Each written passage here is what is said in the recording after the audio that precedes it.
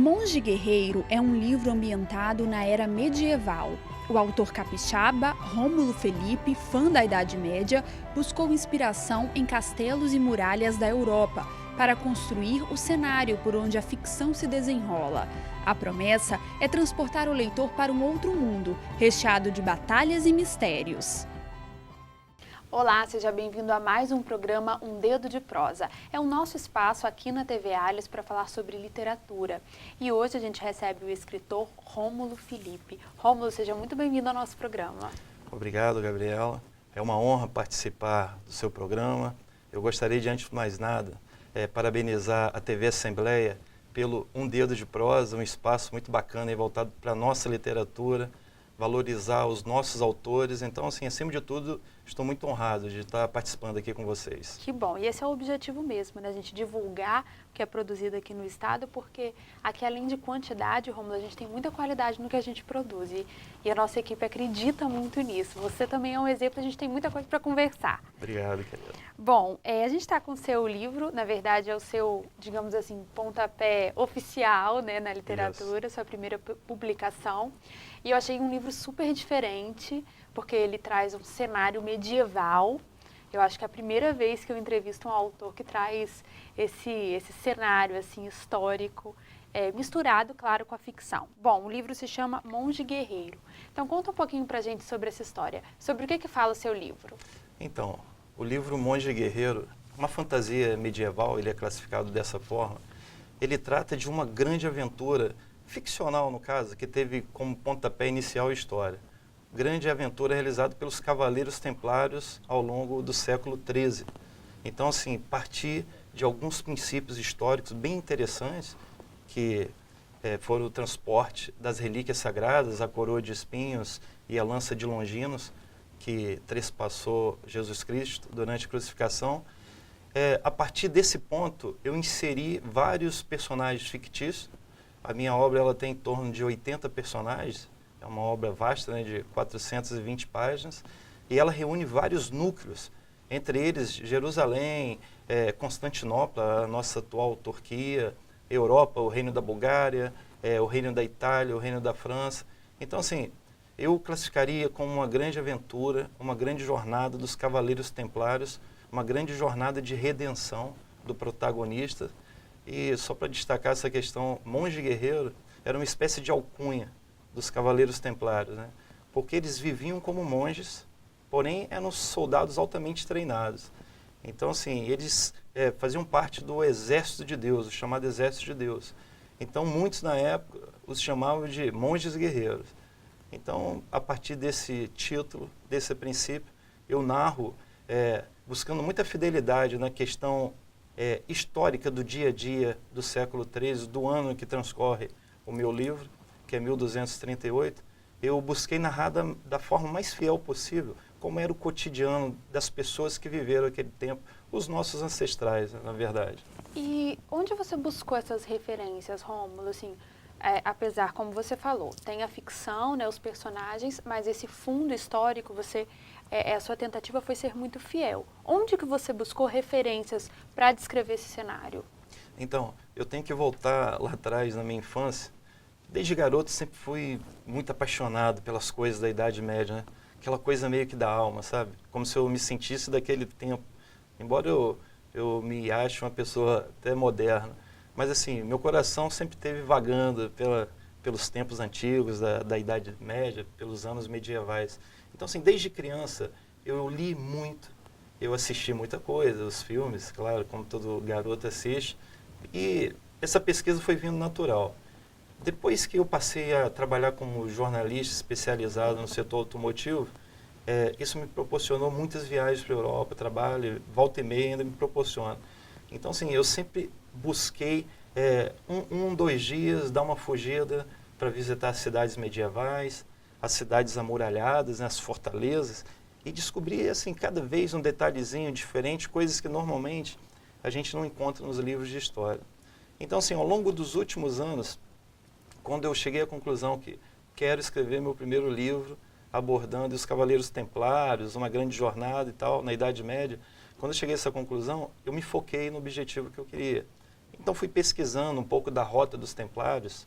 Para isso eu percorri em torno de 10 países na Europa, sempre aproveitando, né, um pouco o meu trabalho como jornalista também, e fui desenvolvendo essa pesquisa de campo.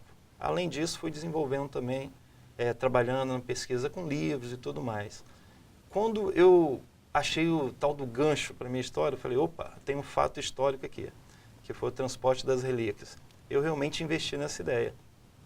E a partir disso, dei o pontapé para o meu livro, respaldado na expertise que eu reuni ao longo dos anos, toda essa paixão que eu desenvolvi, e também na pesquisa final. Então, assim, de fato, voltado para o Monge Guerreiro, foram 2 anos de pesquisa intensa, só focado no livro.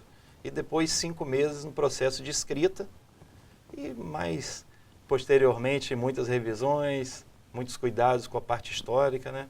Que é importante, mesmo sendo uma ficção, é uma ficção histórica.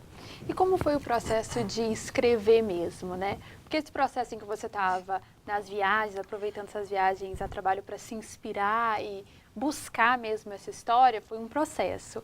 E quando você começou a escrever, como é que foi? Então, Gabriela, o processo de escrita foi maravilhoso.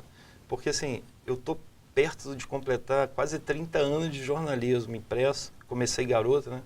Com 13 anos de idade. Então, assim, eu sou um estreante na literatura. O processo de escrita do livro foi extremamente interessante, porque eu me deixei mergulhar na história. Então, assim, interessante. A minha rotina diária de escrita, nesses 5 meses, eu levava de 3 a 4 horas por dia só escrevendo o livro. Então, assim, ter mergulhado nesse universo me transportou, na verdade, para um mundo medieval. E a minha mente realmente estava lá, com cada personagem, com cada ação. Eu sentia o aço gelado das espadas e o cavalgar lá dos Templários. Então, assim, foi uma experiência muito interessante. E, além disso, uma coisa assim, como autor estreante, que eu percebi o seguinte, o livro, ele conduz o escritor. Nem sempre é o contrário. Eu tinha a coluna vertebral do meu livro, quando eu comecei a escrever, eu sabia onde eu queria chegar. Só que, assim, ele foi engendrando caminhos diferentes, sabe? Porém, todos os caminhos conectados. Assim, um exemplo, eu situava um personagem sem grande destaque, sabe? Um personagem para uma cena num vilarejo medieval, o garoto da estrebaria. E, de repente, assim, ele fez o papel dele lá no capítulo, o garoto teve importância ali, acabou, né? A princípio, é um personagem que não volta à história. Só que, mais à frente, 100 páginas depois, o garoto me reaparece. Naturalmente, um exemplo que eu estou dando. Então, assim, muito interessante. O livro parece que ele ganha vida, sabe?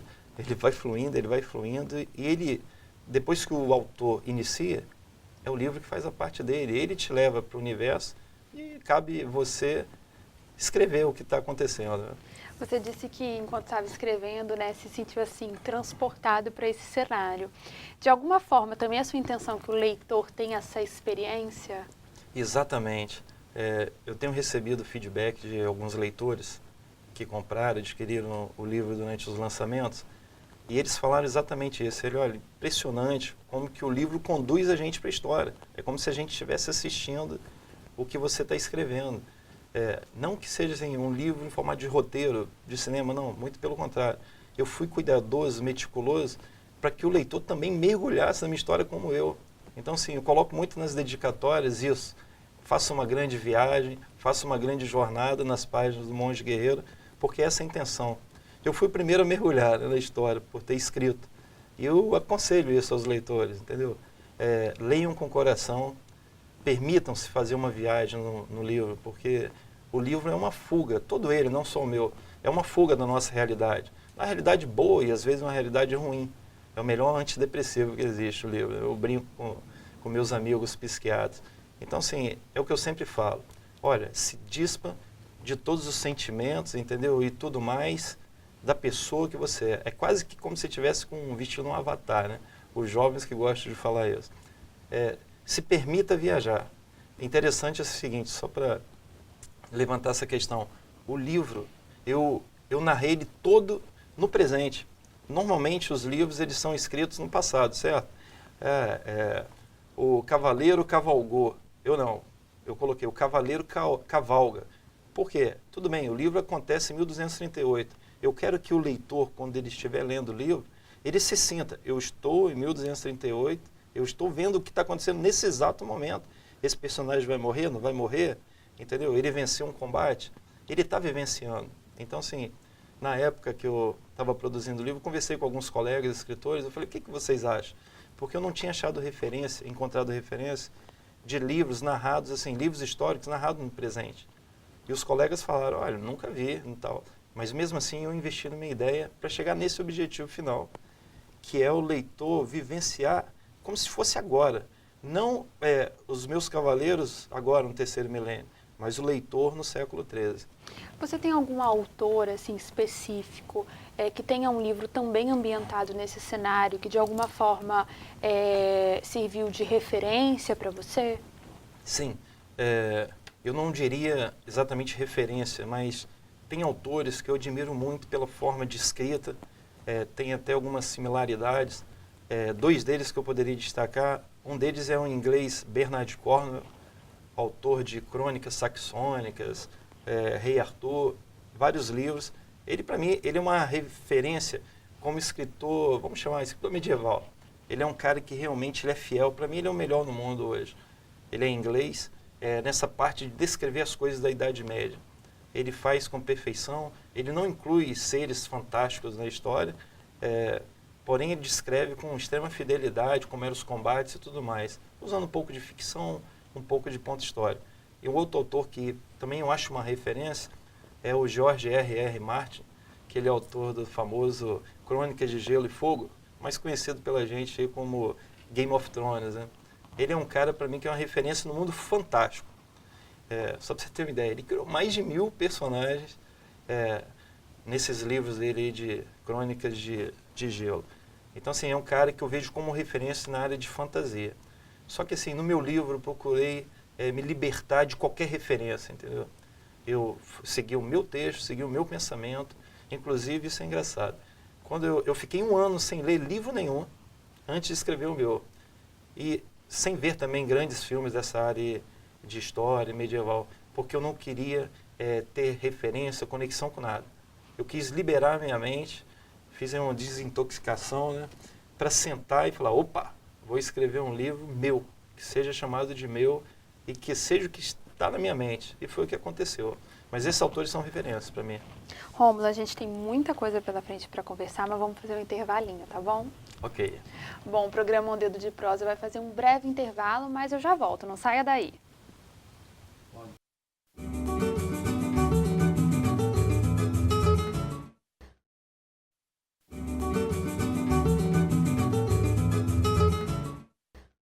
Estamos de volta com o segundo bloco do programa Um Dedo de Prosa. Hoje a gente conversa com o escritor Rômulo Felipe. Ele é autor do livro Monge Guerreiro. Rômulo, a gente já falou um pouquinho sobre o seu livro e encerramos, né, o primeiro bloco falando sobre autores que você considera importantes, né? E você citou autores estrangeiros que também trabalham com esse cenário medieval, que é o cenário também do seu livro. Eu queria saber, aqui no Brasil, se você tem algum autor brasileiro de referência, talvez não com esse cenário medieval, né, mas pode Sim. ser em um outro gênero literário, talvez. Sim, 2 autores, eles me influenciaram totalmente na minha formação literária e de texto como jornalista, eu diria. Isso lá na infância. Eu era um leitor voraz, né? Eu me lembro que na casa dos Bragas, nossa, perdi a conta de quantos livros li ainda menino. Devorava, assim, 1 a 2 livros por dia. E naquela época, assim, que eu estava ali em processo de formando meu texto, com 8 aninhos, 9 aninhos, eu lia muito Rubem Braga e Manuel Bandeira. Então, assim, maior cronista da língua portuguesa e, para mim, na minha modesta opinião, o maior poeta nosso brasileiro, que é o Manuel Bandeira. Então, assim, eles tinham textos moderníssimos, sabe? Frases curtas, parágrafos pequenos. No caso do Manuel Bandeira, ele tinha uma poesia libertadora. Eu comecei lá no meu início mesmo, escrevendo meus pequenos poemas de garoto, minhas crônicas. Então, esses 2 autores nacionais, e um deles cachoeirense, né, para nosso orgulho e honra, me influenciaram totalmente. Eu tenho orgulho em dizer isso. Eu ia te perguntar, né, como você comentou que você era um leitor voraz, eu ia justamente te perguntar se nessa fase você também escrevia. Já existia, assim, um projeto de um livro, talvez? Sim. Quando eu era garoto, só voltando o tempo um pouco, eu tinha lá meus 10, 11 anos, Era família pobre, mas sempre digna, claro. O grande sonho de um menino era o quê? Ganhar uma bicicleta, né? Passei de ano, mas eu já escrevia, manuscrevia, né, meus escritos no caderno e tudo mais. Meu pai me levou numa loja em Cachoeiro, no centro, e falou, meu filho, tá aí, a sua bicicleta sonhada, você passou de ano, vou te dar esse presente. Do lado da bicicleta tinha uma máquina portátil de escrever. Quando eu olhei aquela máquina, eu pensei 2 vezes, pai, eu quero a máquina. Ele falou, tem que escolher um, não posso dar as 2. Então, escolhi a máquina. A partir dali, eu comecei a datilografar todos os meus escritos. E logo nesse comecinho ali, 10, 11 anos, 12 no máximo, eu comecei a montar, através das folhas de ofício datilografadas, pequenos livros. Eu os chamava de livretos. Então, assim, dobrava, grampeava, eram livros aí de 70, 80 páginas. Foram 4, 2 de poesias e 2 de crônicas. Eu os tenho até hoje. Então, assim, é uma lembrança muito bacana, porque eu sei que de menino eu já sabia o que queria ser. Eu sabia desde garoto que circulava na minha veia um sangue de escritor e um sangue de jornalista. O escritor um pouco tardio, né? Demorei praticamente 30 anos para realizar esse sonho. Só que eu considero que eu estou na fase perfeita. Lancei Monge Guerreiro, eu quero dar continuidade. Eu tenho pelo menos 10 livros em mente, já na cabeça. 2 sequenciais de Monge Guerreiro, mas outros de outros temas, mas sempre focados, a maioria deles, na Idade Média, que é uma área que eu gosto muito, é uma área pouco publicada aqui no Brasil, né? Realmente, como você citou, né, que as referências acabam sendo autores estrangeiros de livros com esse cenário medieval. Agora eu quero falar também um pouquinho sobre a questão do jornalismo, né? Você falou aí dessa veia tanto para o escritor como para o jornalismo. O jornalista ele acaba trabalhando muito também, né, com a letra, Sim. com a palavra. Você acha que de alguma forma essas duas coisas se misturaram no seu processo literário? O jornalismo influenciou o seu processo literário? Sim, porque assim, apesar do meu livro ele ter 420 páginas, ser um livro teoricamente grande, né, grosso, quem leu e quem está lendo fala o seguinte, eu sou muito objetivo no que eu escrevo. Beirando a simplicidade, mas objetivo. Então, assim, isso advém do jornalismo. O jornalismo que me ensinou a ser, assim, direto aos fatos, né? E eu não quis ser diferente. Então, assim, meu livro não enrola, vai direto ao tema. Por isso que eu falo, são 80 personagens, muitas jornadas. Eu descrevo ao mesmo tempo 3 grandes jornadas, de 3 núcleos, mas de uma forma que o leitor não se perde. Assim, um grupo de cavaleiros templários saindo da Terra Santa, de Jerusalém. Então eu tenho uma parte do livro, a parte mesmo, que eu narro toda essa jornada deles, passando pelo deserto da Judéia, por Constantinopla, atravessando a Bulgária, os Cavaleiros Templários. Eu tenho o protagonista do livro, que é o monge Bastian Neville. Ele é um dissidente da Ordem do Templo. Assim, cansado das batalhas, das cruzadas, ele acabou se isolando no mosteiro ortodoxo da Grécia. Então, assim, quis o destino que ele fosse o responsável por transportar a lança de Longinos, né, até as mãos do rei da França e de encontro aos ex-irmãos de armas, que são os Cavaleiros Templários. Então, ele inicia também a jornada dele isolado, depois ele é acompanhado por uma princesa mongol, neta de Gengis Khan. Isso tudo foi fantástico. Eu introduzi, por exemplo, a questão ortodoxa, que eu não conhecia a fundo como funcionava a igreja ortodoxa, tive que pesquisar. E também a questão da cultura mongol. Muita gente pode perguntar, espera aí, Romo, Cavaleiros Templários, Império Mongol, como é isso, século XIII? Eu pesquisei e realmente a Europa, ela estava já no processo avançado, junto à cultura mongol. O Gengis Khan mesmo, lá atrás, ele já permitia, né, que todos praticassem a religião que desejassem. Então fui inserindo nesse contexto todo 2 jornadas. E a terceira jornada é do malvadão aí da história, que é um rei pagão, chamado Zlatan Mondragone.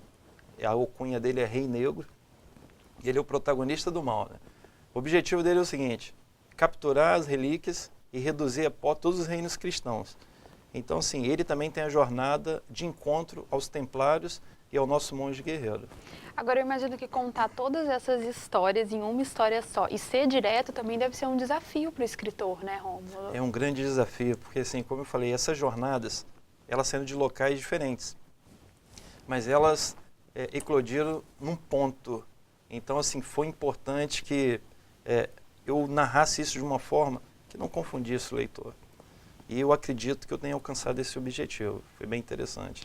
E também falando um pouco desse leitor, essa questão de você trabalhar muito as palavras, né, essa história de uma maneira direta, também foi pensando no leitor que talvez não está acostumado a ler um livro da era medieval, porque às vezes tem questão do gosto, né, daquela, como você que tem, né, esse gosto pelo cenário e tudo. Mas talvez um leitor mais comum, digamos assim, que não tem acesso a esse tipo de livro, ou nunca leu, até porque temos poucos escritores aqui no Brasil que trabalham esse cenário, talvez sinta um pouco de diferença, né, na hora de ler. Você teve esse cuidado de pensar também nesse outro leitor? Sim. Assim, o leitor que não está muito adaptado a esse mundo, não lê muitas questões medievais, eu tive o cuidado de colocar termos, às vezes técnicos, entre aspas, mas também explicar cada questão ali. Por exemplo, o que é uma meia, a meia de uma muralha? São aquelas divisões ali que os arqueiros ficam. Então, assim, eu fui meticuloso também em explicar para o leitor o que é isso.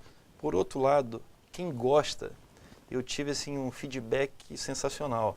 Eles falaram que eu fui muito fiel ao cotidiano da Idade Média e tudo mais. Então, isso é bacana. A Idade Média ela tem muitas curiosidades. Muitos mitos estão caindo, né? E outros permanecem. Por exemplo, nesses tempos eu estava numa palestra e um especialista disse o seguinte: eu não sabia que um homem da Idade Média, tipo assim, um jornal hoje diário, ele tinha a vida inteira o que ele aprendia, o que ele captava de conhecimento é o equivalente ao que a gente lê hoje em um jornal diário.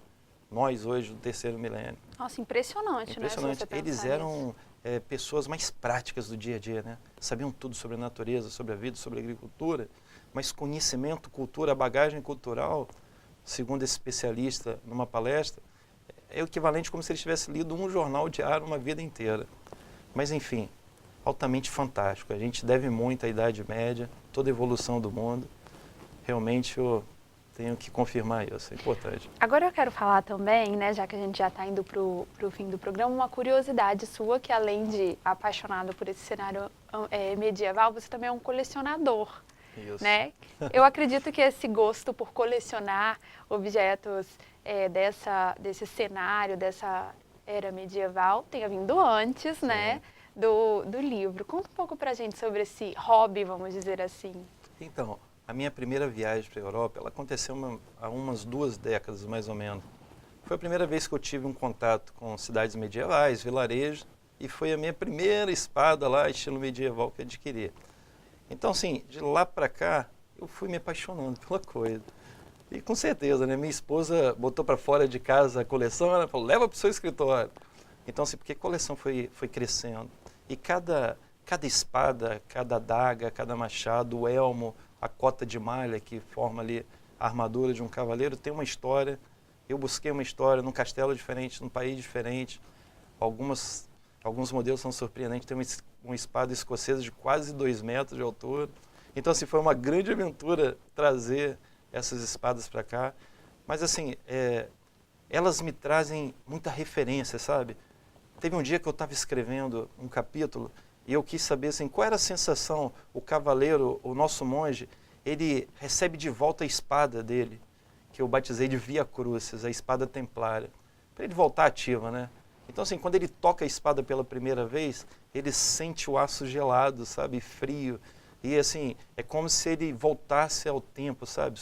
Como se a alma dele tivesse presa àquela lâmina. Então, o que eu fiz? Fui lá, a espada estava na minha frente, peguei a espada, segurei, busquei o sentimento que aquele nosso monge protagonista encontrou naquele momento. Então, de alguma forma, a sua coleção também te ajudou a escrever? Com certeza, até o ressoar ali do aço, um batendo no outro. Muito legal. É uma coleção saudável, sabe? Do bem. Bom, o nosso programa está caminhando para o final. Eu queria que você deixasse um contato seu, né? O pessoal de casa que está nos assistindo, que quiser conhecer mais o livro, conhecer mais o seu trabalho, tirar alguma dúvida, como é que o pessoal pode fazer? Onde te procurar? Então, pessoal, olha, em primeiro lugar, muito honrado se vocês optarem pelo meu livro. É um projeto novo até para o mercado brasileiro, com toda humildade. Vocês vão encontrar todas as informações no nosso site, que é o www.mongeguerreiro.com.br.